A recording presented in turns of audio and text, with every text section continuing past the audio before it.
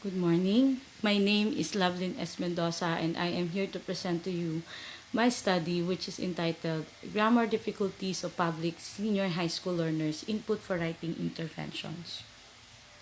Regardless of the fact that Filipino learners are exposed to English language, since English is used as the medium of instruction in Philippine school, the difficulty of the learners on expressing their thoughts, ideas, opinions into writing is undeniable. Most of the studies said that one of the common problems of learners in expressing their ideas in writing is the use of grammar. According to Sukasame Kanto and Narot of 2013, one of the problem or the common error of the students in writing, for as far as English language is concerned, is the use of the verb tenses. And so, this study focuses on the grammar difficulties of learners in terms of the verb tenses. And the respondents of the study were the grade 11 senior high school learners of Bukal National High School, school year 2019 to 2020. This study aims to answer the following questions. Number 1, in what verb tenses do public senior high school have difficulties? Number 2, what is the level of mastery of the respondents in terms of the verb tenses? And number 3, what intervention activities are needed as an input for writing intervention? For the methodology, the researcher used a quantitative research design where a survey questionnaire were distributed among the 170 participants.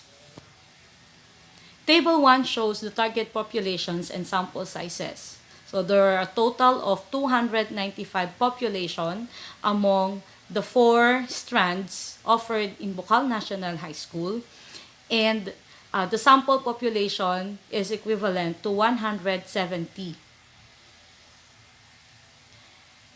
For the instrument, the researcher used a 30-item questionnaire which is adapted from the English Arts and Skill 2 College Edition, and the data gathered were interpreted and analyzed using the Learning Outcome Assessment or LOA.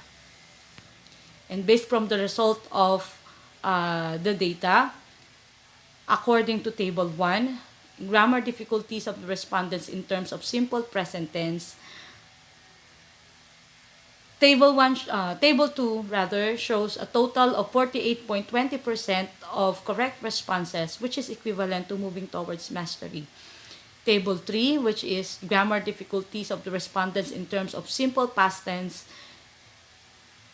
shows that there is a total of 59% of correct responses and is equivalent to a verbal interpretation of moving towards mastery. Table 4 displayed the grammar difficulties of the respondents in terms of simple future tense, and it accumulated a total of 49.20% of correct responses, which is equivalent to moving towards mastery. Table 5 indicated that the grammar difficulties of the respondents in terms of present perfect tense accumulated a 44% correct responses and is equivalent to a moving towards mastery. Table 6 shows grammar difficulties of the respondents in terms of past perfect tense, and it obtained a total percentage of correct responses of 45.60% and is equivalent to moving towards mastery.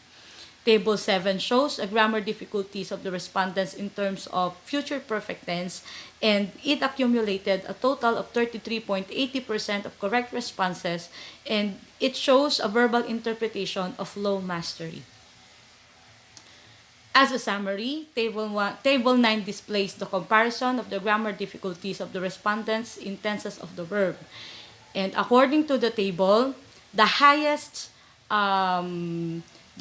tense of the verb is the highest score obtained were under the simple past tense, which is 501, and it has a mean percentage of 2.95, a standard deviation of 3, and an NPS of 59%, which is equivalent to a verbal interpretation of moving towards mastery.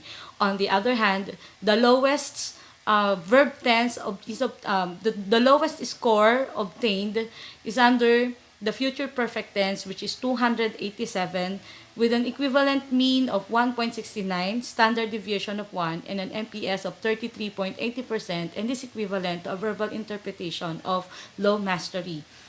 There is an average of 2.33 under the mean percentage, a standard deviation of 3, and an MPS of 46.63%, which is equivalent to moving towards mastery. In conclusion, the result of the analysis showed that the respondents accumulated the highest MPS on the simple past tense. Furthermore, the result obtained the verbal interpretation of moving towards mastery. In contrast, the future perfect tense appeared to have the lowest MPS, which was interpreted as low mastery. The data collected showed an average MPS that is equivalent to a verbal interpretation of moving towards mastery. The result calls for an appropriate writing intervention that would enhance the learner's grammatical competence in terms of the verb tenses. Hence, emphasizing the rules on subject-verb agreement should also be emphasized as part of the enhancement. As a recommendation, the English teacher should be engaged in a training seminar that would equip them with the different techniques and strategies that would help them to teach grammar lessons in class effectively. Hence, technical assistance from the master teacher should also be given to them. Furthermore, a 10-minute grammar review before the start of the class is recommended. The school should also provide an environment that would enable the learners to communicate confidently. In this matter, activities that would harness the English communication skills of the students can be conducted accordingly. Moreover, the administration should designate an English teacher who will be in charge of the writing intervention as part of Power It Up project of the English department. And lastly, the Department of Education should conduct training that will enable the teachers to be updated of the trends in teaching grammar in class. Furthermore, grammar competency of senior high school students should also be considered in the curriculum guides. These are the references. And that will be all. Thank you.